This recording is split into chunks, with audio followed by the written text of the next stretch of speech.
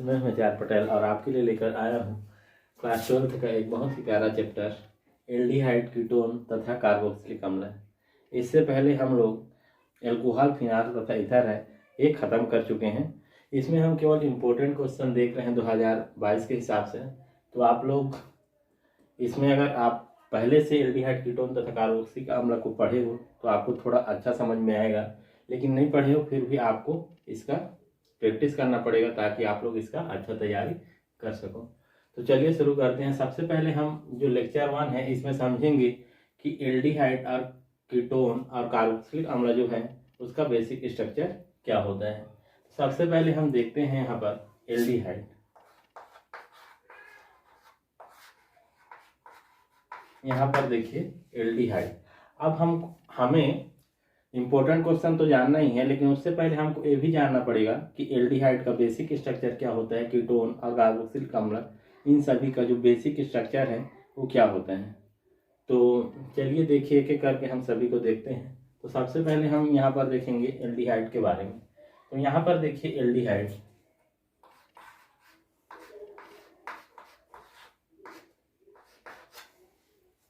यहाँ पर ये आपका एल्डिहाइड है जिसमें आप देख रहे होंगे R≡COOH।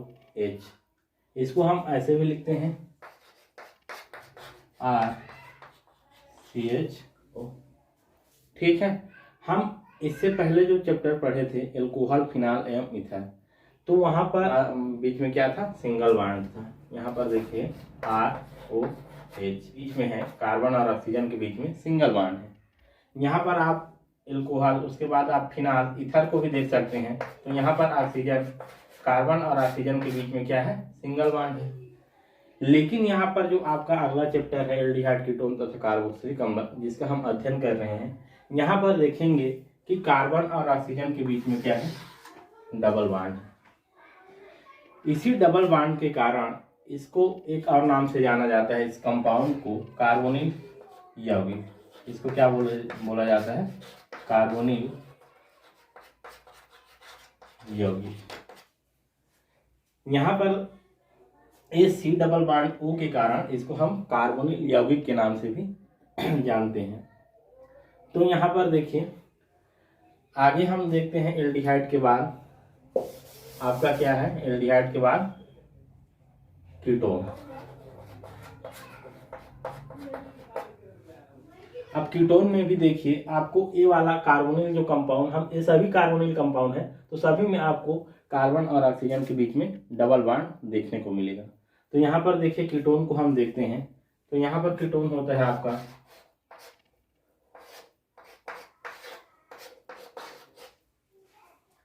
यहाँ पर कीटोन में भी देख रहे हैं कि कार्बन और ऑक्सीजन के बीच में डबल बॉन्ड है। कार्बन और ऑक्सीजन के बीच में डबल बॉन्ड है, इसलिए इसका नाम भी क्या है, कार्बोनिल यौगिक बोलते हैं इसको। ठीक है। तो यहाँ पर एल्डिहाइड हो गया, कीटोन हो गया। आगे हम देखते हैं कार्बोक्सिलिक अम्ल। तो यहाँ पर देखिए कार्बोक्सिलिक अम्ल में भी आपको क्या देखने को मिलेगा, कार्बोक्सिलिक अम्ल। अब यहाँ पर देखिए कार्बोक्सिलिक अम्ल का संरचना कैसे होते हैं। तो यहाँ आपका हो जाएगा R≡COO और H। ठीक है। यहाँ पर देखिए कार्बोक्सिलिक अम्ल का संरचना कैसे है, R≡COOH। तो यहाँ पर इसमें भी आप देख रहे होंगे कि कार्बन और ऑक्सीजन के बीच में क्या है, डबल बॉन्ड है, अर्थात ये भी आपका क्या है, कार्बोनिल कंपाउंड अर्थात कार्बोनिल यौगिक है। ठीक है। तो यहाँ पर हम देखें कि एल्डिहाइड, कीटोन तथा कार्बोक्सिलिक अम्ल तीनों आपका क्या है, कार्बोनिल यौगिक है।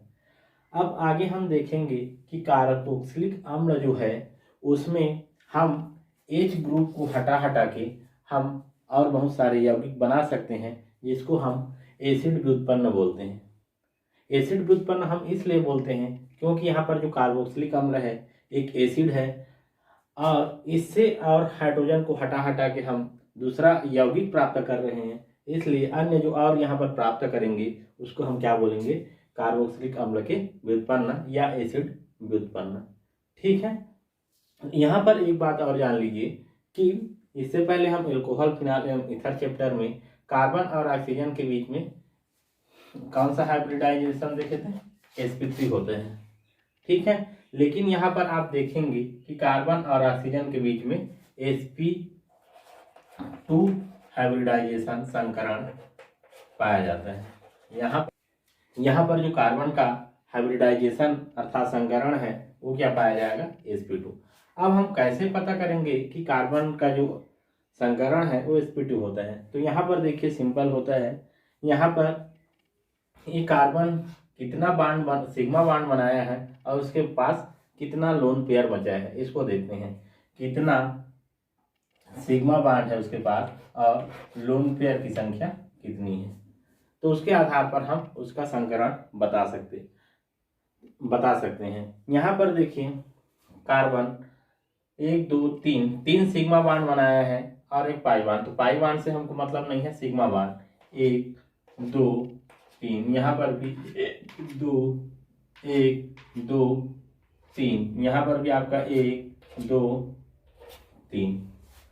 तो यहाँ पर जो सिग्मा बांड है वो कितना है, 3 है, और जो लोन पेयर है वो कितना है, लोन पेयर। अब कार्बन चतुर्संयोजी है तो इसके पास एक भी लोन पेयर नहीं बचा, क्योंकि 3 सिग्मा एक पाई बांड बना चुका है। तो यहाँ पर लोन पेयर 0, अर्थात यहाँ पर जो सिग्मा बांड है 3 है, जिसके हिसाब से यहाँ पर इसका जो संकरण निकल के आएगा वो क्या निकल के आएगा, sp2।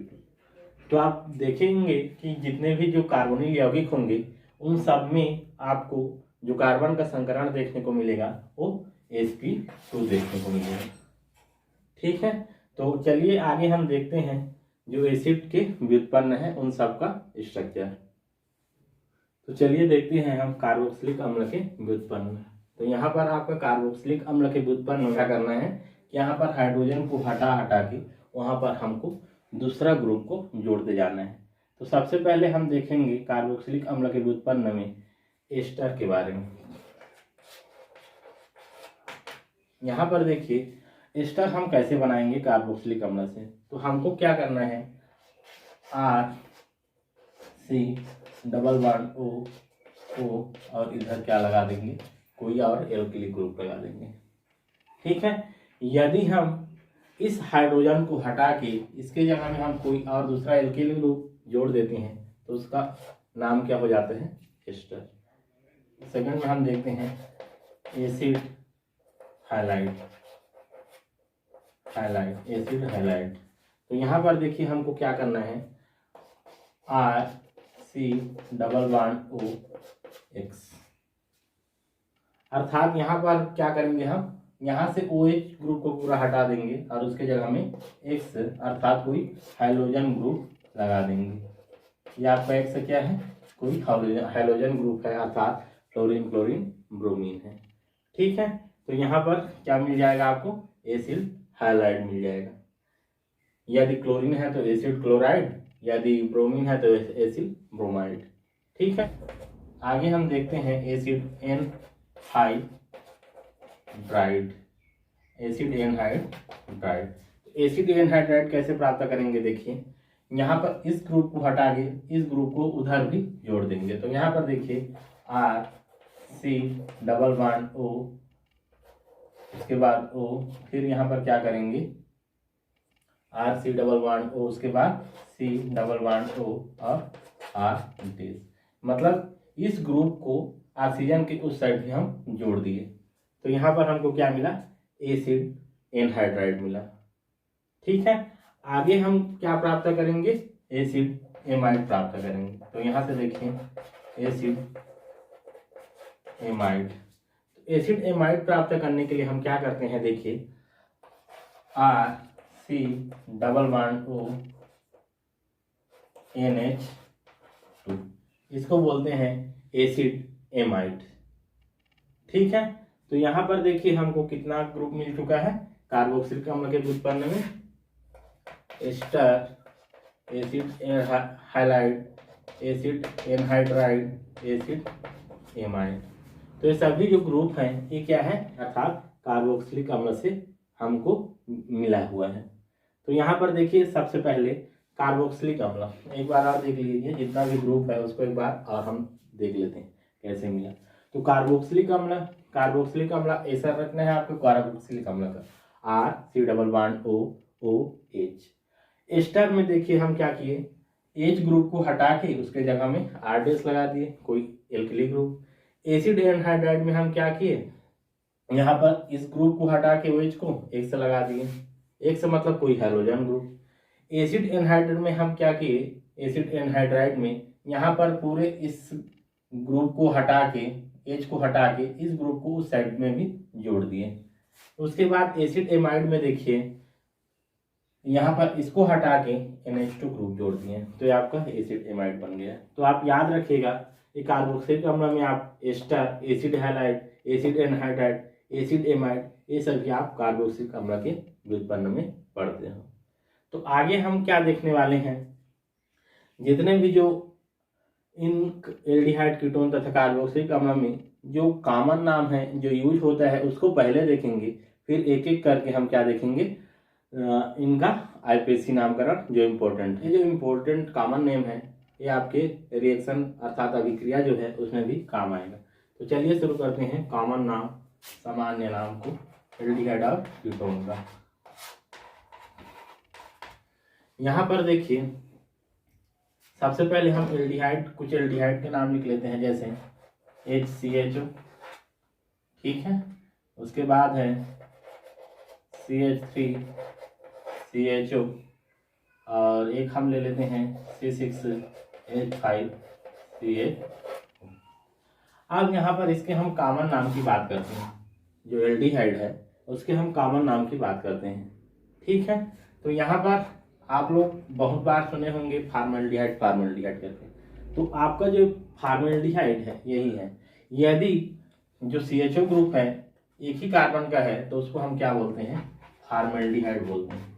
ये आपका क्या है, फॉर्मल्डिहाइड। तो याद रखिएगा, बहुत ही ज़्यादा इम्पोर्टेंट है फॉर्मल्डिहाइड, HCHO, ठीक है। यहाँ पर देखिए, यदि ये जो CHO ग्रुप के साथ मतलब दो कार्बन है तो उसको हम क्या बोलते हैं, एसिड एल्डिहाइड। ये आपका क्या है, एसिड एल्डिहाइड,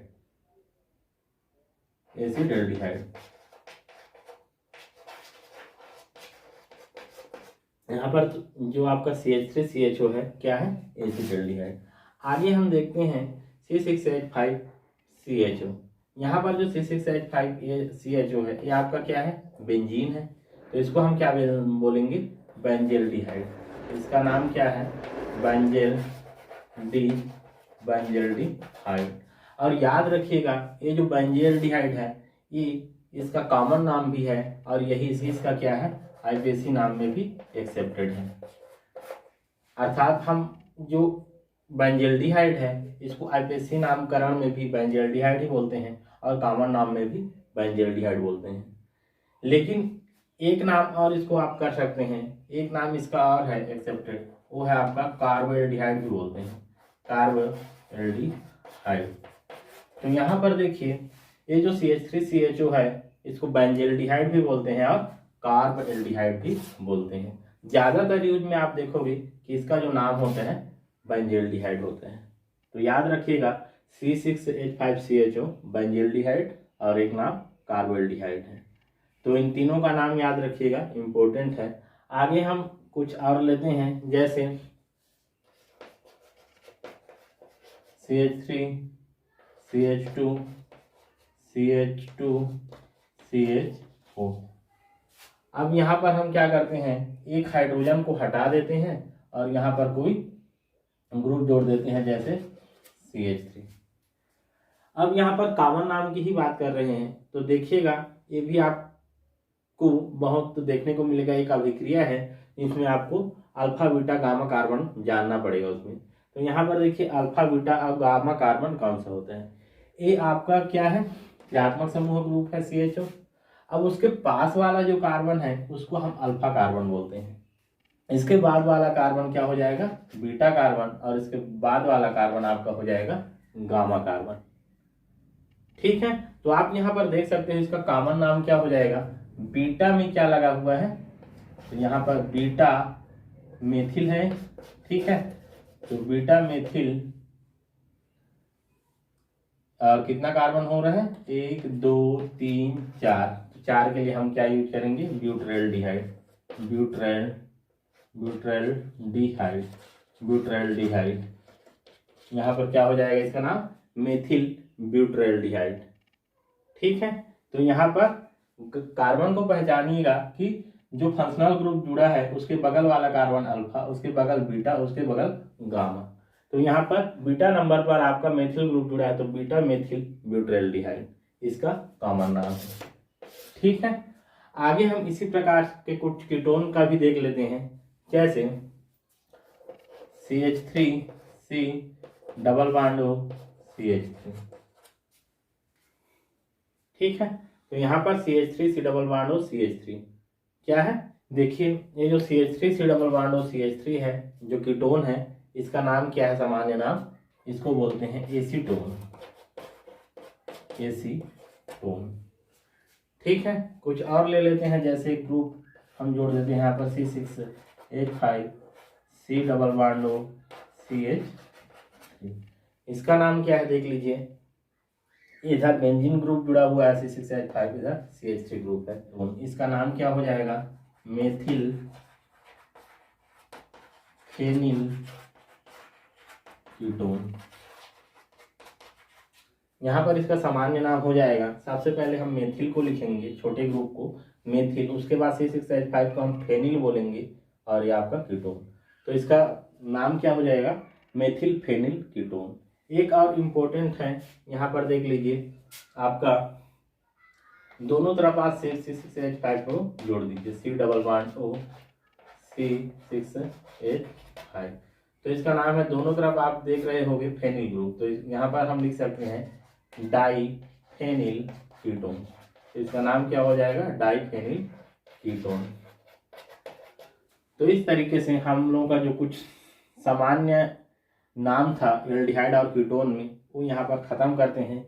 इन सभी का आप जो कॉमन नाम है उसको याद रखिएगा, क्योंकि ये सभी आप चैप्टर में आप बार बार देखोगे कि ये बार बार अभिक्रिया में आपको देखने को मिलेगा, तो आपको नाम याद होना जरूरी है जब आप अभिक्रिया को देखते हो। तो यहाँ से हम ख़त्म करते हैं आपका पहला लेक्चर में हम देखे कि एल्डिहाइड, कीटोन और जो कार्बोक्सिलिक अम्ल है उन सभी का जो बेसिक स्ट्रक्चर है वो कैसे होता है, और यहाँ पर एसिड, यहाँ पर जो कार्बोक्सिलिक अम्ल है उसके को हम व्युत्पन्न भी देखें। उसके बाद हम कुछ इम्पोर्टेंट एल्डिहाइड और कीटोन के सामान्य नाम को देखें। तो आप बने रहिएगा और हम लोग के साथ, ताकि हम आगे जो सेकेंड लेक्चर में आईपीएससी नामकरण देखेंगे उसमें और अच्छे से आप समझ सको। उसके बाद हम शुरू करेंगे कुछ इम्पोर्टेंट रासायनिक अभिक्रियाएं। तो बने रहिएगा हम लोगों के साथ। Thank you, thanks for watching.